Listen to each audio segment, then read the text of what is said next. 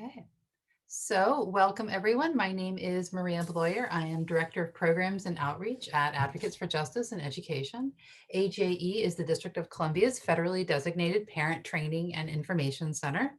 That means that it is our job to kind of help equalize the playing field for parents as they are talking to and working with schools and navigating all aspects of education in the District of Columbia. This presentation is somewhat DC specific, Oh, although if you're not a DC resident, I think the information in here will still be helpful to you. mhm. I am delighted to be invited here today. I am a Howard Law graduate, so I am always a sucker for any time Howard asks me to do anything. I always show up and I say yes, and I even wore my sweater. So I'm very excited. Okay. All right. Please do stop me if you've got questions. You're welcome to put things in the chat or just kind of wave. I am an interactive kind of person, so please don't make me talk at blank boxes all night long. Um, okay. Feedback is good. Thank you so much, Miss Cassandra. Yes, that's important. I appreciate it. All right. So today we're going to tackle two big topics. We're going to tackle Section 504 and we're going to talk about IEP plans. Okay. So IEP stands for Individualized Education Plan, or in some jurisdictions they say program, but it's the same thing, IEP. And we're going to talk about Section 504. But before we jump into these two big plans, I just kind of want to take a view from maybe 40,000 feet and remind folks that IEPs and Section 504 plans, these are the documents we use to actualize the civil rights of students. Okay? These are not just administrative documents. This is how we make a right real and actionable and enforceable in schools. Okay. Section 504 does have some application outside of school. We're going to talk a little bit about that, but really I'm focusing on schools today. But before we dove in, I really just wanted to give you a chance to kind of see this from this perspective and really be comfortable and say, okay, this is how we do civil rights for kids with sickle cell in the school setting. Okay. And we do that through 504 plans and through IEPs. All right. Does that sound like a plan? Is that a good starting place? All Yeah. right. All right. So I'm going to start with Section 504. And I'm going to do that for two reasons. One, because it is older. Okay, it's been around since 1973. And and IDEA didn't come around until 1975. But also because Section 504 of the Rehabilitation Act applies to more than just schools. Okay. So the Rehabilitation Act of 1973 is a federal civil rights law that prohibits disability discrimination by any program or activity. Okay, any program or activity that receives federal funds. Okay, the law also funds things like rehabilitation programs, education, and other programming.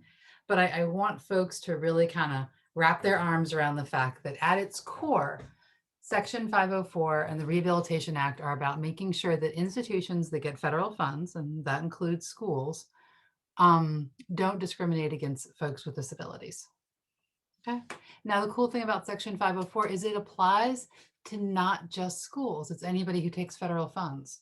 That means universities, means libraries, um, it means programs that receive federal funding, and in some cases, it also means private schools. All right. Some people don't think that they have any rights at all when they go to a private school. And that's not entirely true. You definitely have less rights under IDEA. But if the private school that you go to accepts federal funds, and many of them do, you're protected under Section 504 as well. Okay. I just like to give people that like high level framing before we jump into the nitty gritty. All right. So Section 504, who does it apply to?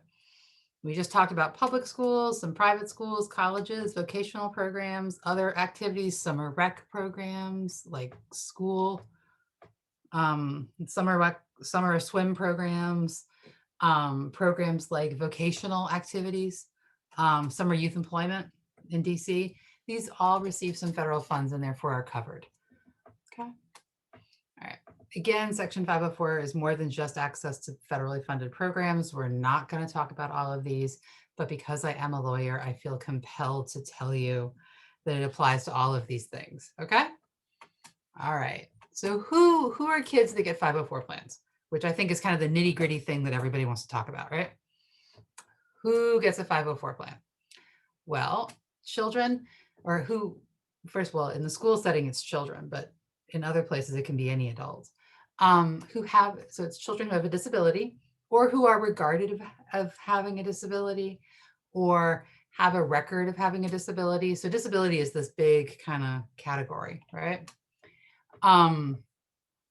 So those are the people who qualify to receive the benefit and the protections of Section 504.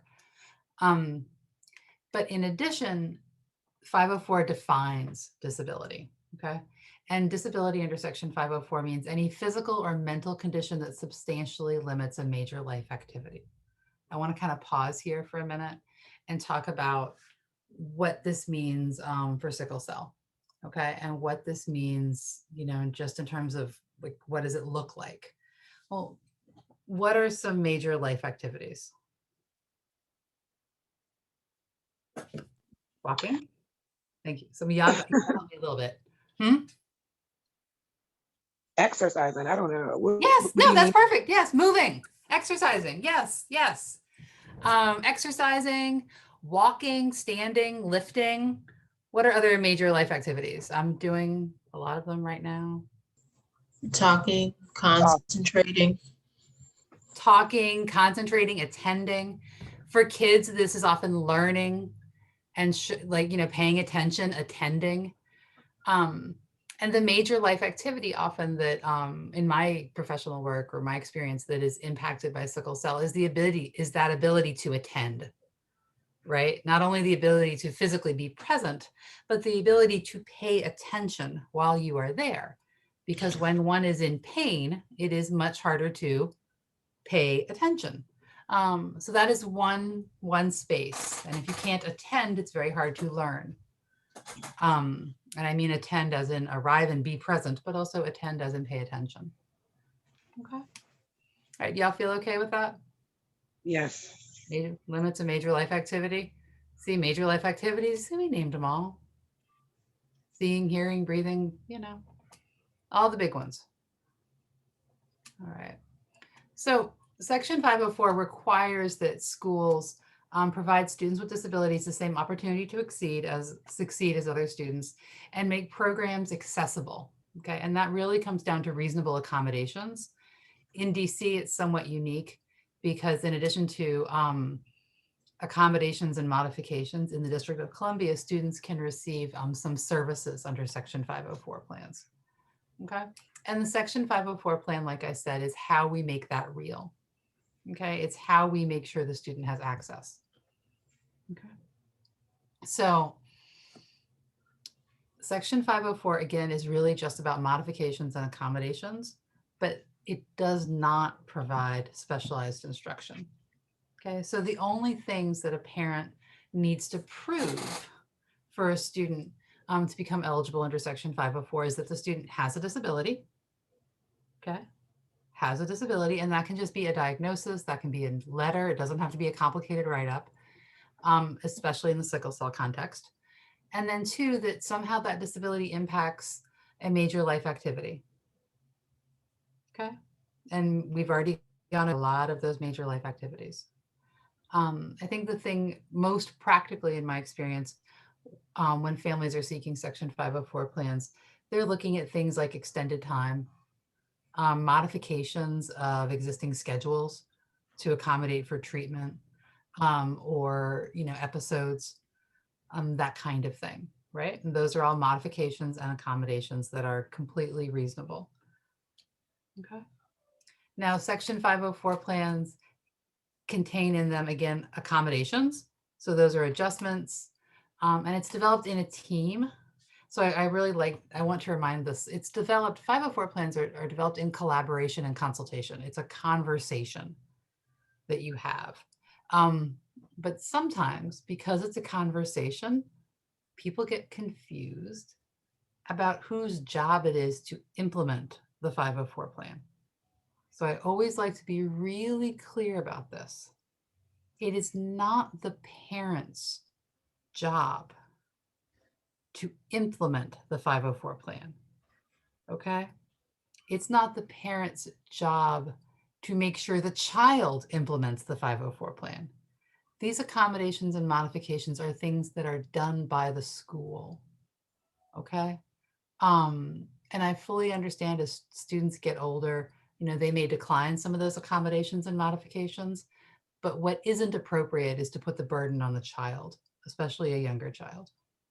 Okay, so I always like to remember it might be developed in conversation and consultation, but it is implemented by the school.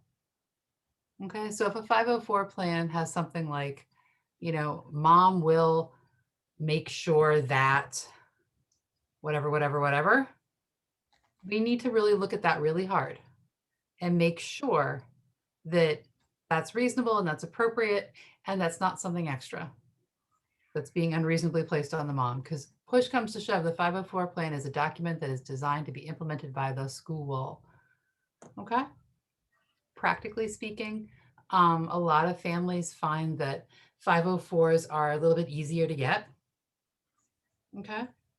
Yeah, I mean, sometimes it depends. DC, for a long time, DC had for a long time, the District of Columbia really struggled with 504. I think that's gotten a little bit better over the last couple of years. But 504 as a law and as people experience it doesn't have the infrastructure around it that IEPs do. Okay, which is one reason why sometimes people feel like IEPs are better. They're not. There's no better or worse. It's not about better or worse. It's just about what fits your needs. And a 504 plan it has less infrastructure built around it. It has less meeting requirements. It's shorter. There's less federal guidance on how to do them. But that doesn't mean that they're less. They're just different. Okay. I think Cynthia had a question. Go for it. My concern, some of our parents have their children in charter schools. And how would the charter schools be affected by this? Charter schools get federal money. Charter schools have to follow all the same civil rights laws as any other school. Charter schools cannot discriminate on the basis of disability. Charter schools cannot decline to do Section 504. Charter schools have all the same obligations under Section 504 IDEA and the Americans with Disabilities Act and the Human Rights Act and pretty much any other law in the District of Columbia to do everything that the traditional public schools have to do. Now, sometimes they have less resources, sometimes they're less familiar, but the law does not change. Students with disabilities, including those serviced by a 504 plan or an IEP, have all the right to equal school access and school choice. Now, I know that in reality, a lot of parents have struggled in the charter sector. I think that in the years that I've been practicing has gotten better, slowly and incrementally, but it does take some education of school staff sometimes to help them understand that they have every obligation out there. Yes, Miss Cassandra. In my personal experience, it like a lot of that goes with the, like you said, with the school staff, because some of them, they don't know. Mm-hmm. Like, I wouldn't say that they don't care. I think that they don't know. Because like when my daughter, her first year in kindergarten, it was the first year that the school ever existed. It was a charter school. So even though these people were educators, they didn't have it all together. So it was a challenge. No, I think you're really kind of hitting one of the big structural problems in education right now, which is that we don't require a lot of education around disability rights for teachers. And our general education teachers don't necessarily have the background and the framing to do the work, because it's not part of our teacher education curriculum. It's like, we don't think teachers need to know this. And then unfortunately in DC, in the charter sector, they're not required to be fully certified special educators to do special education. So kind of the knowledge gap is very real in the charter sector. And I think what your experience is something that we've seen a lot, where that they're just like, oh no, we don't do that. And you have to kind of take a deep breath and say, yeah, actually you do. You just don't know that you do, but you do. But you do. And honestly, in my experience, honestly, the attorneys who represent the charter schools are on board with that, and they know it. And they can be very, very helpful in bringing their client along and helping them understand. But the frustrating thing is that it puts a burden on the parent, right? And you might not feel, and I think this is entirely reasonable, that charter schools are as accessible to you as a parent, because you might run into this situation where now you got to do all this extra work that isn't really your job as a parent to get this school to comply with federal law. Now the Public Charter School Board is reasonably responsive around issues that are fundamental, that go to civil rights issues like accessing, and disability discrimination. So they can be a good resource to families. And every charter school and every school period, but charter schools, just like DCPS, also have to have a dispute resolution system for Section 504 matters, which can be really, really helpful for families. Now, some of them are really short and not well thought out, but they do exist. And they can be a good moving spot. Now, I feel like I've said a lot of not great positive things about charter schools. So I do feel like I should point out that some of the very best 504 plans I've seen, including one for a child with sickle cell, came out of the charter sector. They were creative, innovative. They integrated, home and hospital instruction, and the nursing team was an integrated part of the conversation. So I don't want people to hear this and think, yeah, if my kid goes to a charter, it's going to be an extra fight. It might be, but it doesn't necessarily have to be, because charters are so small and so individualized. It's really a luck of the draw. Go ahead, Ms. Cassandra, you want to jump in, I can tell. Okay, so my daughter is in 6th grade now. So we've been in school 7 years in the public school system. And for most of her years, she's gone to a charter school. And that's because they may not know, like, at the beginning, but after a couple of meetings, they know. And it is easier to navigate because you're not going like teachers, principal, superintendent.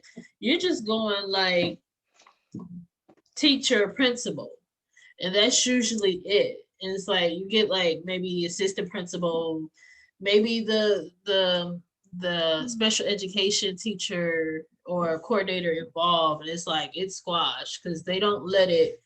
We've never had it. We never had a situation where it had to go farther than just the school level. No, and Also, I think that's really a fair representation of kind of what a lot of families experience. And I think being small sometimes can be a real asset because it can be easier to navigate. Ms. Gibson, I think I saw your hand though. Did you want to? Nikia Malloy had her hand up some time ago. Oh, I'm sorry, Ms. Malloy. And someone else joined as well. Yes, that's my coworker, Monica. Hello, Monica. Monica. Hey, I'm here. Yes, I just joined. How are you? Good, good. So I'm sorry, Ms. Malloy, did you want to jump in there? I was just going to say that I have 2 boys with sickle cell, and one has a 504 and one has a IEP. And I know that the IEP, they're on top of theirs. They make sure that we have the meetings and everything is fine. The 504, I had to tell my kid's school last year that he had a 504 and they didn't even know. So it's like midway into school. So it's like I can understand how I see the way, because I go to both meetings and we go through the paperwork. So they're similar. However, I think they pay more attention to the IEPs versus the 504s, because I was very disappointed and I felt failed as a parent to my child, because I assume that the school knew, because I give them information. We work together with this. So why don't the teachers know? So why didn't the office inform the teachers? Because I make it my business every beginning of the school year. I go meet their teachers individually. Why I couldn't, this year, but normally I would go meet the teachers individually, explain to the teacher, my child has a situation, call me, whatever. I try to inform them. And, so I didn't think I had to do that with this one, but come to find out, they didn't know he had a 504. It was the end of the year, middle of the year, he was failing, and there was a whole lot of stuff going on. But they had to end up getting it together, because I felt as though they knew they dropped the ball. And, so and I knew they did. And it was just sad. But like I said, I was just bringing up the differences as a parent on that end, on my end of it, that I feel as though that although the two plans are similar, they pay, in my situation and from my view, they pay more attention to the IEPs versus the 504s. Or it might have just been an individual school. No, I think you're right. I think you're absolutely correct. I think more attention is paid to the 504, to the IEP plans, and that's because one, y'all are like all high level super ed policy folks, by the way. That's because IDEA, the IEPs, that comes with federal funding and federal mandates and an enforcement mechanism that is local, and some accountability measures that are much more difficult to access than Gotcha. 504. So I think your perception is absolutely correct. I don't think that you're, misunderstanding reality at all. I think, what you perceived is pretty common. And I think what you do at the beginning of the year, by the way, is something that I kind of want to highlight for everybody, where you walk around and you take your child's 504 or IEP or individualized health plan, and you send it to everybody and say, hey, I'm Mrs. So-and-so. Here's my kiddo and here's his 504 plan. You should not have to do that. Right. Real blunt. You shouldn't have to do that. The reality is, especially for Section 504, it can make a huge difference. Because the infrastructure is not really as robust around Section 504, so teachers are often not getting that notification. So I'm a big proponent at the beginning of the school year. Take the 5 minutes, do the mass email, and say, hi, I'm Mrs. So-and-so. Here's my kid's 504 plan. I look forward to working with you this year. I look forward to, doing what we need to do to review and revise this plan. And, you shouldn't have to do that, but it's one of those things where it's worth the little extra bit of input, a little extra bit of work, because it can lead to a much, much better outcome. But you're like the perfect transition person, by the way, because I was going to start talking about IEPs, but before we jump into IEPs, I have a poll. Are you guys ready? This is like the first time I've ever done a Zoom poll, so I need patience and support here. All right. Ta-ta! You should all see a poll in front of you. All right, and you've had it for 5 seconds and no one's answered it. Oh, but it'll tell me as soon as someone clicks on. Oh, there we go. All right, so the question is, which plan is better? IEPs, 504, a health plan, no plan at all. Plans are overrated. Nobody needs a plan. All the plans. Your kids need every plan in the whole wide world. And the last, the last question is a little bit more complicated. All right. Tick tock, end polling. All right. So we have 3 votes for IEP and 1 vote for all the plans. Y'all just are not loving. I'm going to share the results. You guys are not loving that 504 plan. Did I undersell it? So I think the thing to remember about 504 plans, they're all about access and accommodations. And uniquely in the District of Columbia, they are able to get you some services that is unique in DC, particularly in DCPS. And one of those services can be transportation as a related service. Okay. All right. So this is a good segue into IDEA. All right. So we're really talking tonight, like I said, about 2 laws, Section 504 of the Rehabilitation Act and the Individuals with Disabilities Education Act, which is IDEA. I can talk for about 2 hours straight with no stopping about IDEA. I assume no one wants me to do that. So we're going to give you the quick and dirty tonight. And we're going to talk a little bit about eligibility and process. Some of this I've already kind of previewed because you already know that IDEA has a lot more robust infrastructure behind it. And that's because it comes with federal funding. So under IDEA, it covers kids from age 0 all the way up to 21, or really the year they turn 22, who require special education and related services. Most of my work is in Part B, that's kids age 3 to 21. But IDEA does also include early intervention services. In DC, the agency that does those early intervention services is Strong Start, and they're housed in OSSI. And it's kids who are 0 to 2 up until the moment they turn 3. The moment they turn 3, they go over to early stages in DCPS. Okay. So we talk. Yes, ma'am.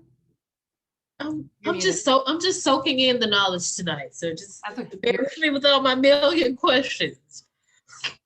For to age 21, what does that mean? Does that mean that they're still in high school, or? So eligibility under IDEA ends when one of 2 things happens. Okay. Either you turn 22, Okay. or you graduate with a regular high school diploma. Up until one of those 2 things happens, you are still eligible under IDEA to receive special education and related services if you're a student with a disability. And you can still use that in college, or? So no, because when you're in college, presumably you have graduated with a regular high school diploma. Okay. Right. IDEA is, and this is actually a really important question. If you have a student, okay, who has an IEP, make sure they know they have an IEP, and make sure why they understand why they have that IEP. You know, why do you have it? Because you have sickle cell? Do you have it because you have sickle cell and ADHD and a learning disability? Because once you leave the K through 12 setting, and I can talk about this for about 4 or 5 hours, so we're not going to do this. I'm not going to go down this rabbit hole. I'm going to stop myself, but we're going to go a little bit into it. Once you leave the K through 12 setting, the burden shifts. Okay. In the K through 12 setting in public education, so that's charter or DCPS, it's the obligation of the school system to make sure the child has what they're entitled to, right? A free, appropriate public education. And that's whether or not they have a 504 plan, whether or not they have an IEP. It's the job of the school, okay, to educate the child and to protect their disability rights. Once you get out of school, out of that K through 12 setting, the law changes radically. And then you as a student in college or at work or wherever you are, you need to be the one advocating for what you need, right? So it's really different. And one thing that I think is particularly hard particularly for folks who have things like sickle cell or orthopedic impairments, is if they don't feel comfortable using the word disability, it can make it much, much harder for them to access services and supports in college. So IEPs, so bottom line, IEPs don't follow you to college. But if you had an IEP as a K through 12 student, you would probably be eligible for a 504 plan in college, right? Because all you need for a 504 plan is to be connected to an institution that's receiving federal funding. I'm aware of one college in the United States that does not receive federal funding. One.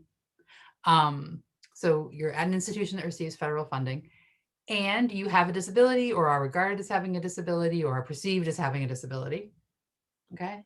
And that disability interferes with a major life activity, okay? So for most of our kids who maybe had an IEP in college, they're going to be eligible under Section 504 and the Americans with Disabilities Act when they get to college, when they had an IEP in high school. Does that make sense? Okay. And eligibility under, Yes. perfect. And this, by the way, is the perfect level of interruption. So please interrupt at will. Okay. I'm originally from Virginia. I need the feedback, but I also, taught for a long time and will be very sad if I'm the only one talking. So the special education process, this is a little bit more robust and a little bit more detailed than Section 504. We're not going to go into the whole thing. Okay. Because there's a lot of boxes here. But I want you to know that it's a process, and in the district, it usually takes about 60 to 90 days to go from referral to actually having an IEP, an individualized education plan, okay? And you can be a student who has a 504 plan and then maybe be transitioning into special education, okay? The two things I want you to remember for tonight's purposes is that students cannot be considered for an IEP unless there's an evaluation. And in order for there to be an evaluation, there has to be parental consent. Okay? There has to be parental consent, right? And then subsequently later, once there's an eligibility decision, which we are going to talk a little bit about, and an IEP is created, parents have to consent to implementation of that IEP. Okay, so parents have a really important role in the whole IEP process. Not only are they experts in the development and life and the hopes and the dreams of the child, but they're also really the gatekeepers, okay? Because if a parent revokes consent, the process stops, okay? All right, so special education process starts really with this referral, and then we have an evaluation, okay? Now, I want to be really clear, and I'm really thankful for y'all's nods earlier on this.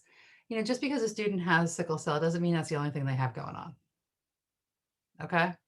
I want to say that again. Just because you got one thing doesn't mean that's the only thing you got going on. Okay? And that's why the evaluation under IDEA is so important. And I will note, if they think it's needed under Section 504, you can get a 504 evaluation too. Okay, so if you need an evaluation to make a good 504 plan, 504 does include an evaluation mandate. So, but the evaluation here is important because it has to be holistic. Okay, it's got to cover all areas of suspected disability. It's got to be linguistically and culturally appropriate. It's got to use multiple tools and instruments. It's got to be performed by somebody who's qualified.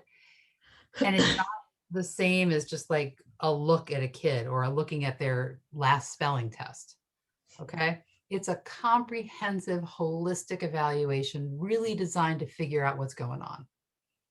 Okay. And I think this is incredibly important, especially honestly, for our kids who have an underlying medical something going on, sickle cell or something else, especially if they're out of school a lot, because that can mask other things that are going on. And it's a lot easier to just say, oh, well, they're struggling because of the easy, obvious thing that we all know about, whether that's sickle cell or, another medical condition. But the evaluation under IDEA requires that holistic look.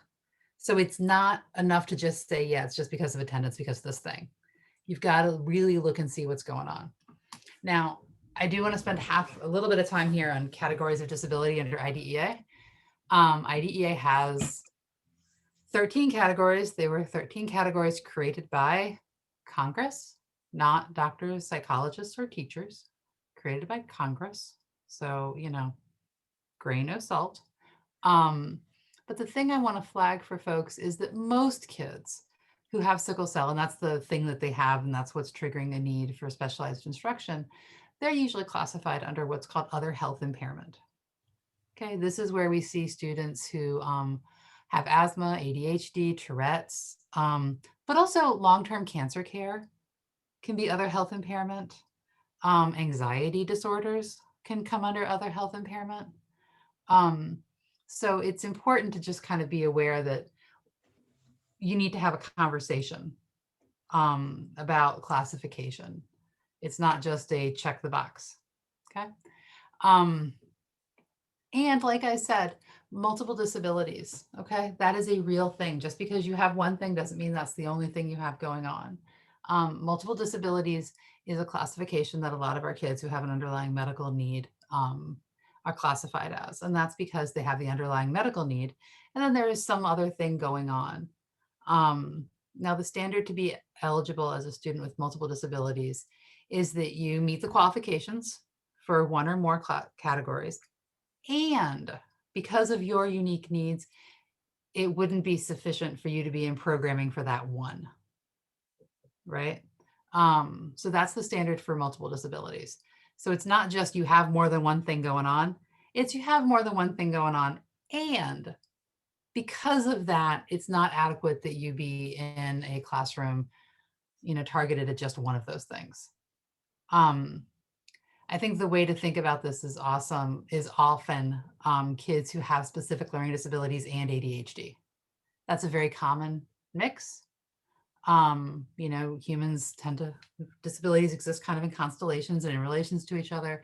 So a child might be eligible as a student with other health impairment because of ADHD, and they also have a specific learning disability. Those children are not typically classified as multiply disabled because their needs can typically be met in a regular classroom with specialized instruction and support, or in a classroom really designed for kids with specific learning disabilities. However, if you're a student who is deaf and you have a significant learning disability, that might be a place where multiple disability is appropriate, because programming for just one of those isn't going to meet your needs. Make sense? All right. So we've talked a little bit about eligibility kind of in the abstract. I want to get down to this really nitty gritty part of it, because I think this is the part that is the difference. This is the heart of the difference between section 504 and IDEA. Okay. And I do this every time, and Monica's going to laugh because she's seen me do this before. So who is eligible under IDEA? We talked about it under 504, right? 504, you have a disability, impacts major life activity. 2 steps, right? Disability, major life activity. IDEA, a little bit more complicated, okay? You have a disability, and it's one of the 13 listed, right? So we have a disability here. And because of that disability, you need special education and related services. So you have a disability, and because of that disability, you need specialized instruction and related services. There's got to be this nexus. Okay, the 2 things have to cross, and you have to need special education. Okay, you have to need specialized instruction and related services because of that disability.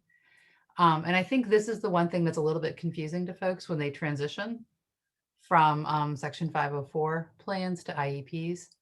It's that nexus. So it's not just enough to prove the presence of the disability. You've got to demonstrate that there's a need for specialized instruction and related services. Okay. You have to be able to articulate, without this, the child will not access the curriculum.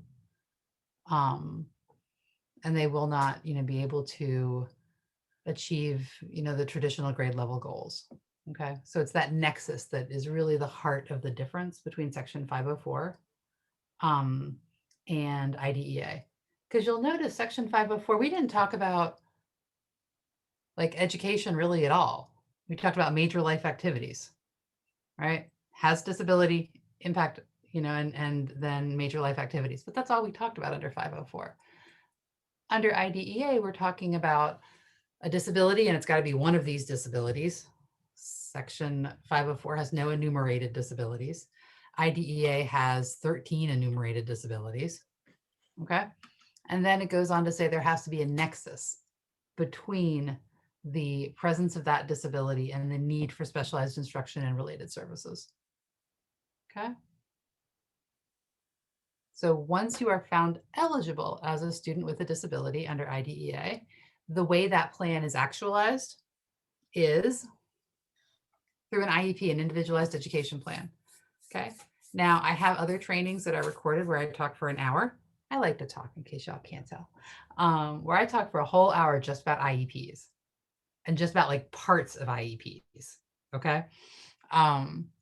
So this is a very high level overview of the IEP. Okay.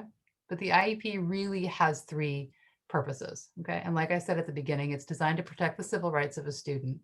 And the way we do that is to talk about where the child is, their unique educational needs, what the school's going to do to address those needs, and the results of that, what they do, the results of those plans. Okay.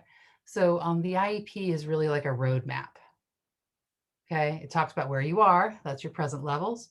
It talks about what we're going to do, that's the service hours. And then we're going to talk about the results, the goals of that. Okay. Okay. That's the heart of an IEP kind of in one slide. Okay. Think of it as a roadmap for your child's education. Now, the IEP, just like the 504 plan, is created in consultation and collaboration with the parent. Parent is a mandatory member of both teams. But I think, let's see, oh, whoops. I'm blanking on her name, our previous parent, Miss Malloy. There we go. Miss Malloy mentioned this a minute ago. She talked about how the IEP team seemed to be much more together and with it than the 504 plan. There's a whole lot more rules in IDEA and special education around who needs to be at the IEP team, who needs to be at the IEP table and who's part of it. I think honestly, for a lot of our families, for children with sickle cell in particular, I just want to flag for you that others who work with the child, that can be the school nurse. Okay. And the parent guardian can invite anybody they want to that IEP meeting. Okay. The parent can invite anybody they want to, and they can invite as many people as they want to. Okay. So if you need to invite someone for you as the parent to be supportive for you, so like your neighbor or your friend, that's totally fine. And if you want to invite, somebody who has specific knowledge of the student, for example, their treating physician, their care coordinator, that is also completely fine. Or their outside therapist, whoever. Okay. So I want to be clear that, parents can invite people to the IEP team for themselves to help them take notes, to help them keep track of things. You can invite someone to help you do all those things. And you can invite someone to provide specialized information. Okay.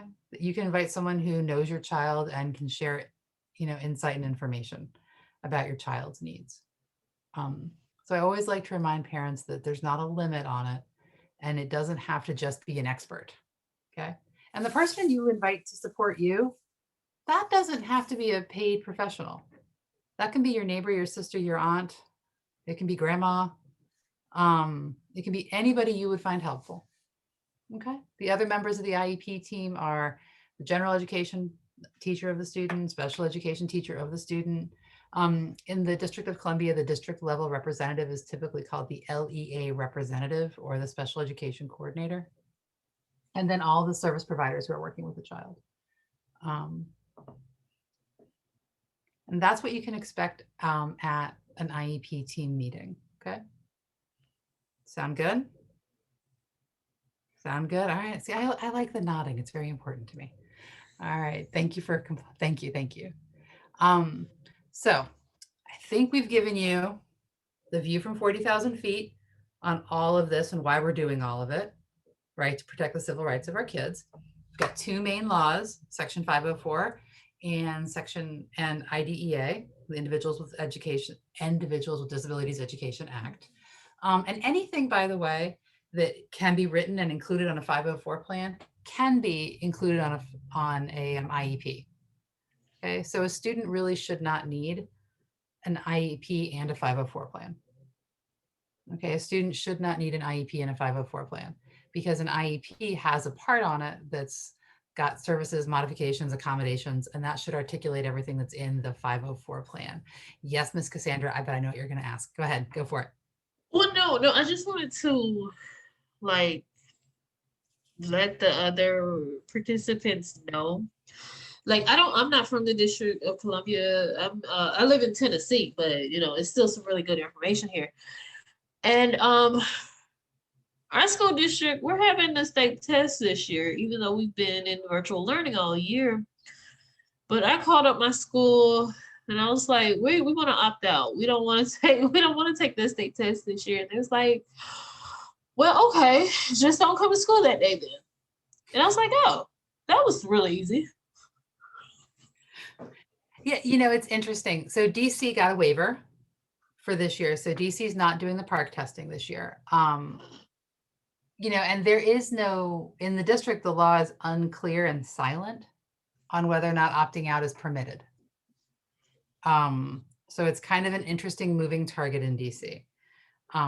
But I always remind folks that, your IEP and your 504 plan can include modifications and accommodations for the classroom testing, but also for state level testing, like in DC, the park, or it used to be called the CAS. And then, in Maryland, now it's the park, but before it was the MSA test. But those accommodations and modifications they might be different, right? Depending on what the test looks like. But you can have accommodations and modifications for those state level tests as well. Okay. We had them. I don't want to put that stress on her because it's like, it's been a hard school year. We don't want to, because I think they just told them like a month ago that they was going to take the state test. And usually state tests, we started talking about state tests on the first day of school. And I feel like, they got started late thinking about it this year. I don't want that. Interesting. I was surprised that, well, you all have raised all the major education advocacy issues, by the way. I always love parents get into all the nitty gritty real fast on important pressing education policy questions. So, I was surprised that DC's waiver was granted for the state testing. I don't know if other states, I don't know what that's going to look like nationwide, in terms of who asked for a waiver and who's actually going to get their waivers. But I do want to preview next week. Okay. So next week is a little bit more DC specific. But we're going to talk about home and hospital instruction because DC did just pass a new law about home and hospital instruction that is much improved and centralizes it with OSSI, our state educational agency. We're going to talk a little bit about individual health plans, okay, and kind of how they interact with Section 504s and IEPs. And we're going to talk about school attendance laws, which for a lot of our kids is a big deal. And also kind of what parents can do to protect themselves and communicate effectively around school attendance issues. And then in 2 weeks, we're going to talk about parent caregiver rights in the workplace. As a person who's caring for a student with sickle cell or any other disability, what are your rights in the workplace? And then also talk about some advocacy skills. Although I feel like a lot of you are probably pretty far ahead on that. I might, might up my game a little bit for the advocacy skills. But I think that, I'm hoping that on the third one, we have some time to kind of tie it all together and talk about, okay, well, this is what the law is. This is what my rights are. How do I go about getting that? How do I make sure that this is all happening in real life? Okay. So that's what I have. I am happy to take questions, and I'm going to stop screen sharing, but I'm also going to put in the chat again, our evaluation for today. And also those links and resources I mentioned on our website. I think that we've got a lot of great stuff on the website that can be really, really helpful for parents, particularly these short little webinars that go on for about 20 minutes about little pieces of law. And one of those little pieces of law that we talk about on the website is the difference between Section 504 and IDEA, which is, I think, a really appropriate one for this group. But I also think there's another great one on navigating the charter sector as the parent of a student with a disability, which is, I think, great. And it's led by Molly Whalen and Julie Camera, who are both really great women and great advocates for students with disabilities. But we have plenty of time for some questions.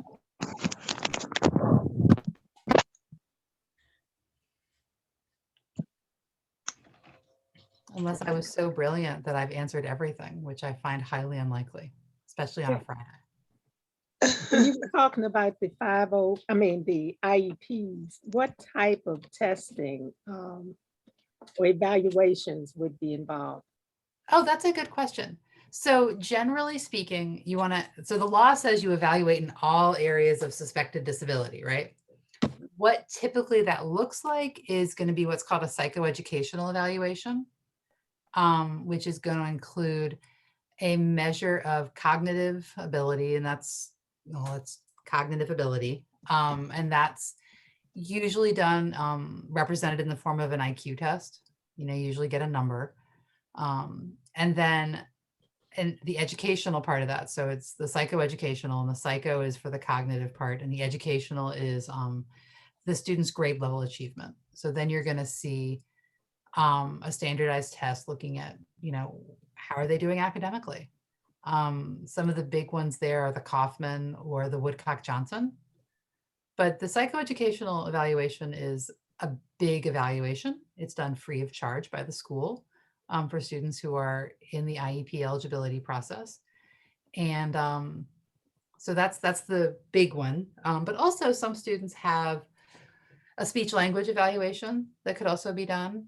Occupational therapy, which I think is actually sometimes particularly important for our kids with sickle cell, as they learn how to navigate and move in the world. Occupational therapy evaluations can be very helppful to them in determining their needs and their need for specialized instruction and related services.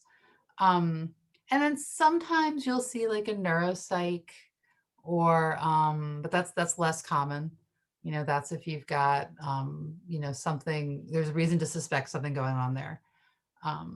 But it's the thing to remember is that the evaluations under IDEA, and if needed under Section 504, are more than just like a classroom observation, right? They're a really robust set of tools and instruments completed by a professional, looking at really trying to get a good picture of what's going on with the child. So they're trying to look holistically and evaluate the language in the law is all areas of suspected disability.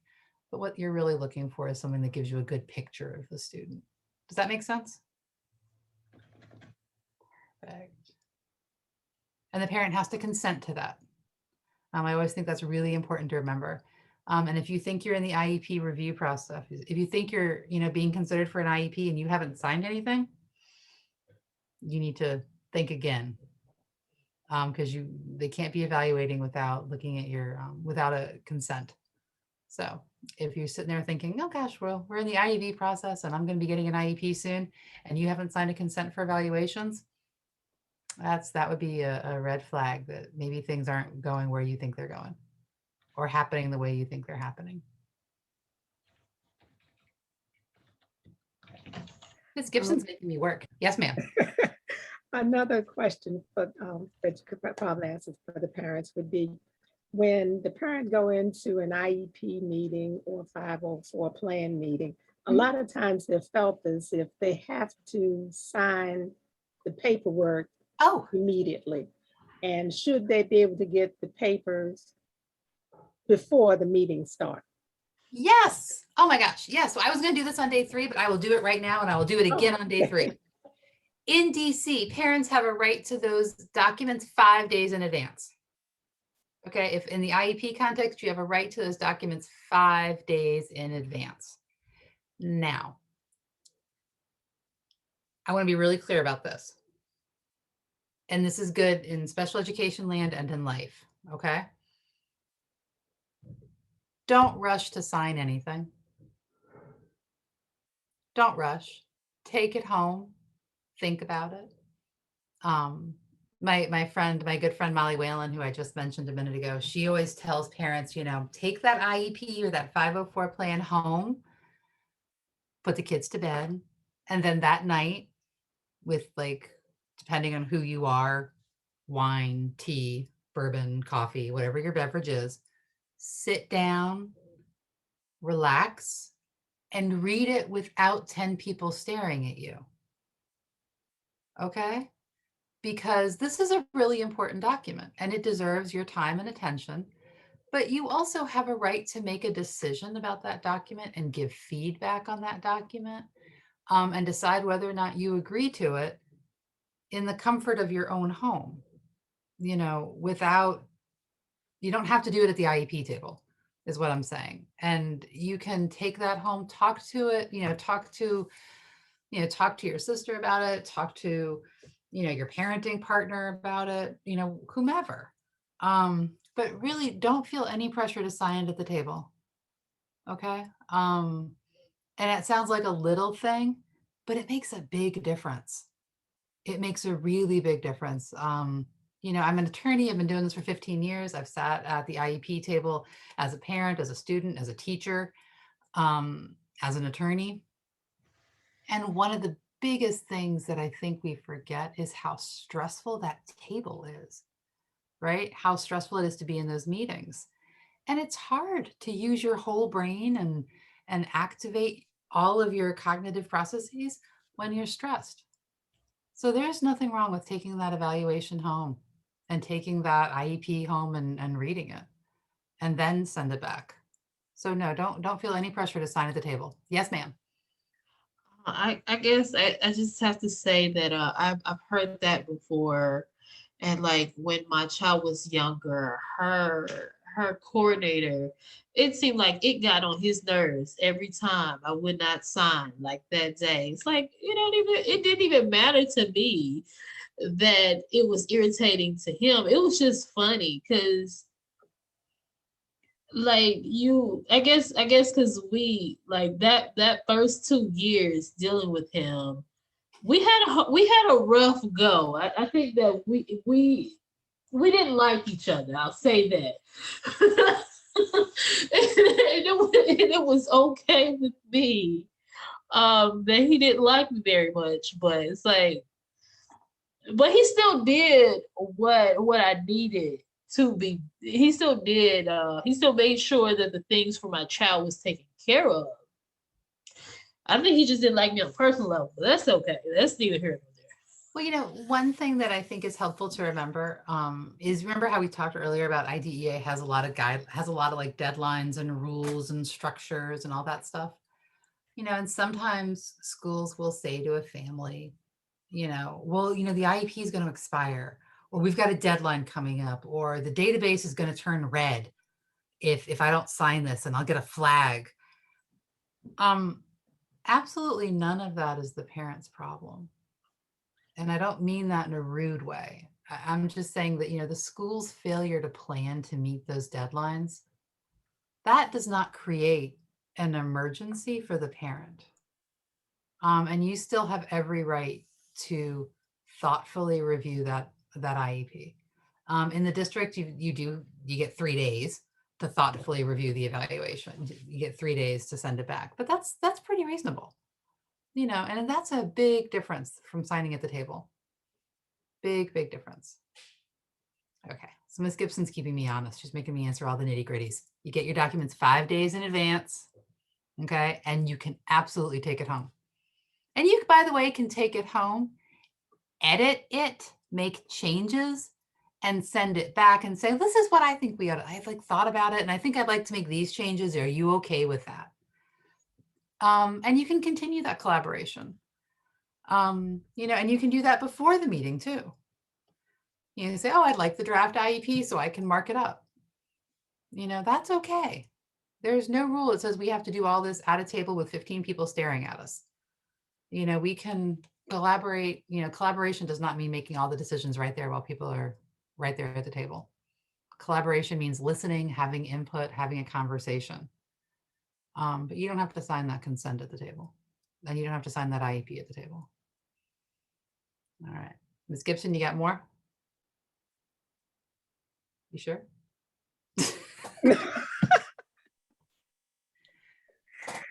I We'll don't save have it for any- next time. Right, that's what I'm gonna do.